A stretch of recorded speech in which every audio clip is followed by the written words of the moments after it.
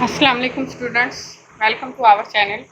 आज हम 10th class physics unit number 10 simple harmonic motion and waves के numerical problem का सेक्शन देखेंगे। सबसे पहले हमारे पास न्यूमेरिकल नंबर 10.1 की स्टेटमेंट है, the time period of a simple pendulum is 2 second. Simple pendulum का टाइम पीरियड आपके पास 2 सेकेंड है। What will be its length on earth. सिंपल पेंडुलम की लंबाई मालूम करनी है आपने ज़मीन पे। What will be its length on the moon. आपने इसकी लंबाई मालूम करनी है चांद पे। If g m is equal to g e over 6। G m यहाँ पर ग्रेविटेशनल एक्सलेरेशन की वैल्यू है मून पे, और जी ई आपके पास है यहाँ पर ग्रेविटेशनल एक्सलेरेशन की वैल्यू ऑन अर्थ। जबकि आपके पास आपको मालूम है कि g e is equal to 10 metre per second square. Given data देखते हैं। Time period of the pendulum आपके पास कैपिटल टी से लिखते हैं, ये दिया हुआ है 2 second. Length of the pendulum on earth that is L E for earth, ये आपने कैलकुलेट करना है। इसके अलावा length of the pendulum on moon L M, ये भी आपने कैलकुलेट करना है।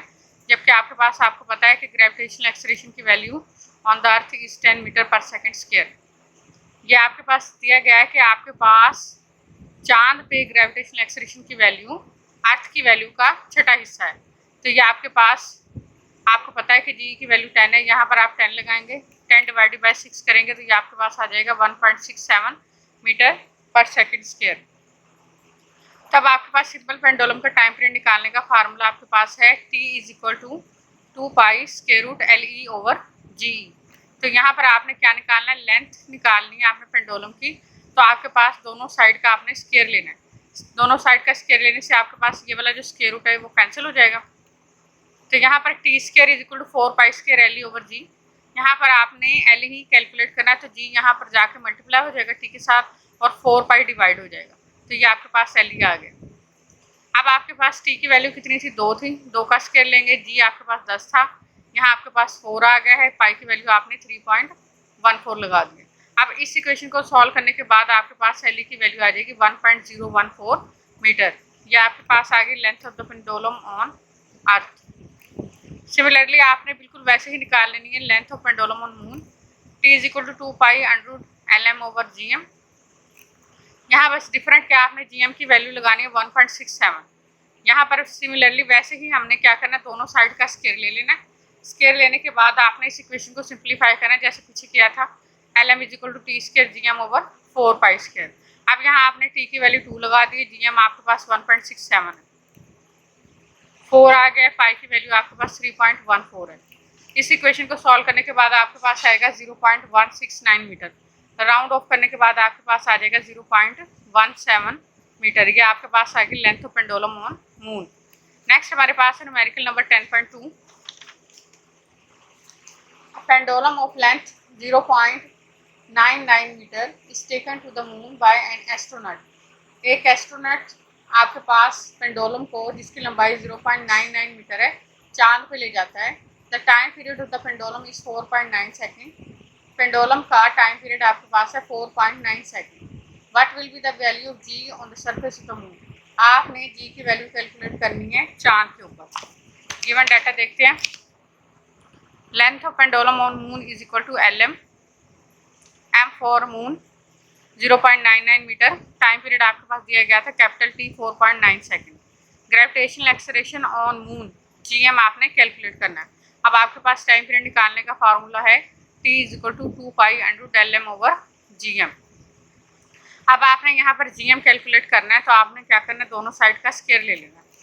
दोनों साइड का स्क्वायर लेने के बाद आपके पास स्क्वायर रूट स्क्वायर से कैंसिल हो जाएगा। यहाँ आपने जी एम कैलकुलेट करना है, जी एम उस साइड पे जाके मल्टीप्लाई हो जाएगा और टी स्क्वायर यहाँ से आके डिवाइड हो जाएगा। तो ये देखिए जी एम उधर चला गया, टी स्क्वायर यहाँ पर आके डिवाइड हो गया। अब आपने क्या करना है, वैल्यूज लगा देनी है। यहाँ पर 4 आ गया, पाई की जगह पे आपके पास 3.14 आ गया, एल एम आपके पास 0.99 आ गया। अब आपके पास टाइम पीरियड था 4.9।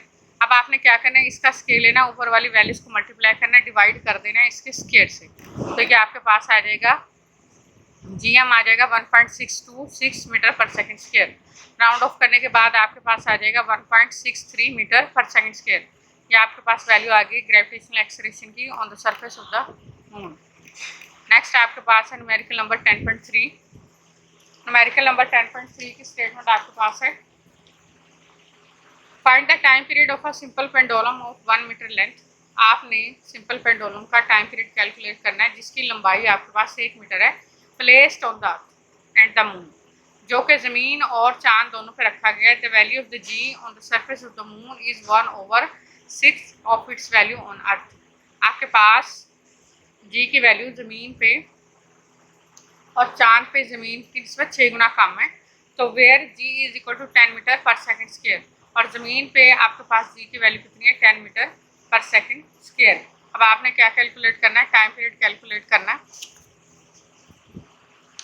गिवन डाटा देखते हैं। लेंथ ऑफ द पेंडुलम आपके पास दी गई थी ज़मीन के ऊपर LE आपके पास था 1 मीटर, और similarly length of pendulum on moon भी आपके पास था 1 मीटर। अब आपके पास ग्रेविटेशनल एक्सेलरेशन ऑन अर्थ आपके पास आपको पता है कितनी होती है, 10 मीटर पर सेकेंड स्क्वायर।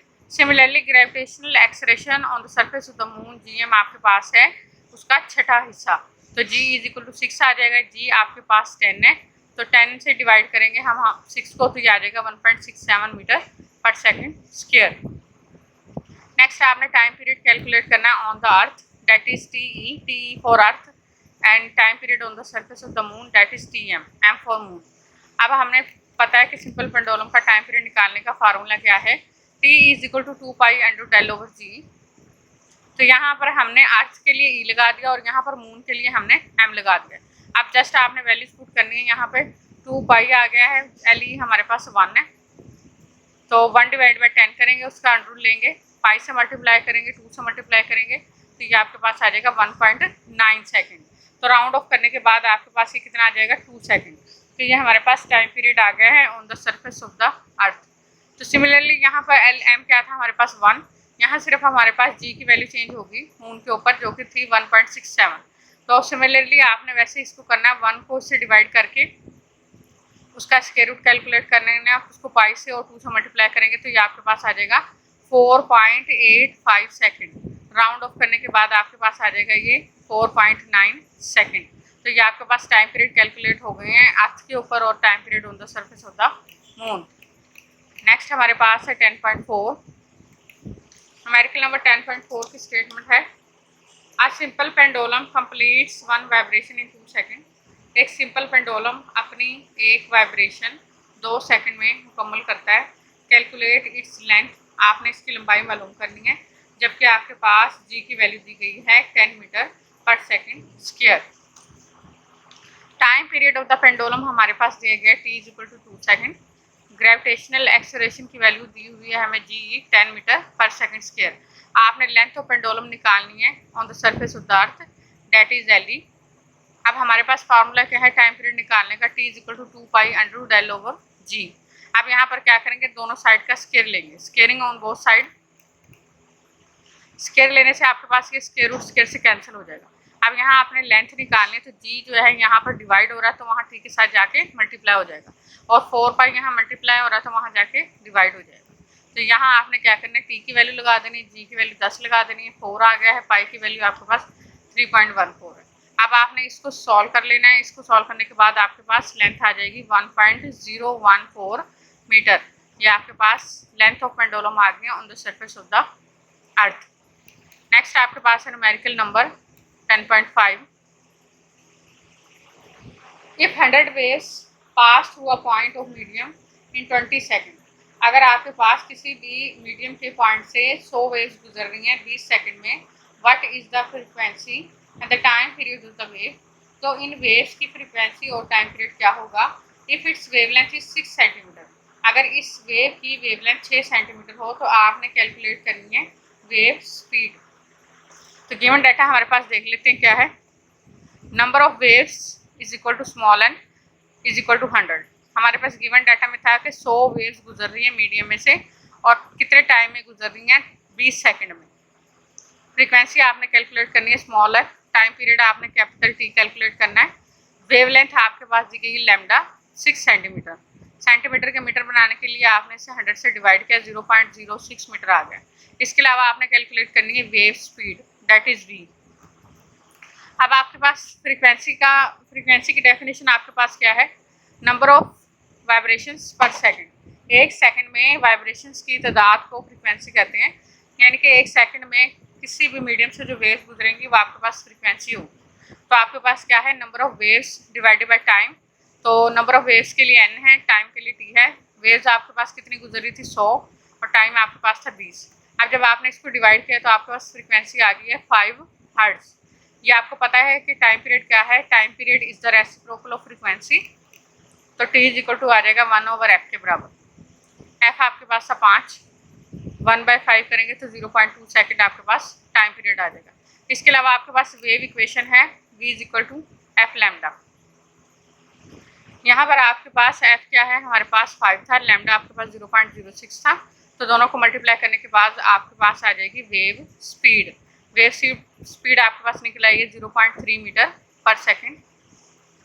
तो ये आपके पास वेव स्पीड आ गई है। तो ये थे हमारे पास चैप्टर नंबर 10 के फर्स्ट 5 न्यूमेरिकल्स। तो नेक्स्ट इंशाल्लाह हम अपनी वीडियो में चैप्टर नंबर 10 के नेक्स्ट 5 न्यूमेरिकल का सोल्यूशन देखेंगे। तब तक के लिए अल्लाह हाफ़िज़।